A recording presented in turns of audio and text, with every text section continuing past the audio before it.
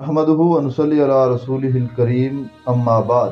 ذی وقار سامعین، کسی بھی مومن اور کسی بھی مسلمان کے لیے اس کا سب سے بڑا سرمایہ اس کے نیک اعمال ہوتے ہیں۔ نیک اعمال کرنے بہت آسان ہیں، لیکن ان کو قبولیت کے درجے تک پہنچانا بہت مشکل ہے۔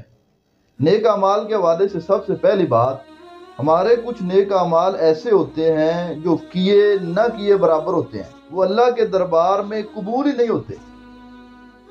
اس کی وجہ یہ ہوتی ہے کہ وہ دلچسپی کے بغیر کیے ہوتے ہیں، توجہ، خشوع اور خضوع کے بغیر کیے ہوتے ہیں، سنت کے مطابق نہیں کیے ہوتے۔ صحیح بخاری کی معروف روایت ہے، نبی کریم صلی اللہ علیہ وسلم مسجد نبوی میں موجود ہیں، ایک آنے والا آتا ہے، آ کر نماز پڑھتا ہے، نماز پڑھ کے نبی صلی اللہ علیہ وسلم کے پاس آتا ہے، سلام کہتا ہے، میرے نبی سلام کا جواب دیتے ہیں اور فرماتے ہیں ارجع فصلی فإنک لم تصلی، آنے والے لوٹ جا کے نماز پڑھ، تو نے نماز پڑھی نہیں۔ حالانکہ وہ نماز پڑھ کے آیا ہے، میرے نبی فرما رہے ہیں تو نے نماز پڑھی ہی نہیں۔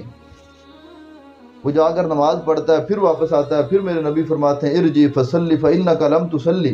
2 یا 3 دفعہ ایسے ہوتا ہے۔ اس کی وجہ یہی ہوتی ہے کہ اس کی نماز میں اطمینان نہیں تھا، خشوع خضوع نہیں تھا، سکون نہیں تھا۔ صحیح بخاری اور سنن نسائی میں یہ روایت موجود ہے۔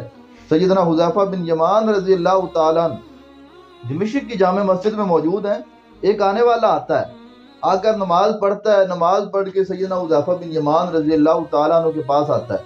سیدنا حذیفہ بن یمان رضی اللہ تعالیٰ عنہ سے پوچھتے ہیں کہ ایسی نماز جیسی تو اب پڑھ کے آیا ہے، ایسی نماز پڑھتے تجھے کتنا عرصہ ہو گیا ہے؟ وہ کہنے لگا جی مجھے ایسی نماز پڑھتے ہوئے 40 سال کا عرصہ ہو گیا ہے۔ قرون اولیٰ کا بندہ تھا، اس نے بہت بہتر نماز پڑھی ہوگی۔ سیدنا حذیفہ بن یمان رضی اللہ تعالیٰ عنہ فرمانے لگے اگر ایسی نماز پڑھتے ہوئے تجھے موت آ گئی تو تیری موت فطرت اسلام پر نہیں آئے گی، دین اسلام پر نہیں آئے گی۔ ہمیں بھی فکر کرنی چاہیے اپنی نمازوں کی، اپنے اعمال کی، کہ ہمارے اعمال کیسے ہیں۔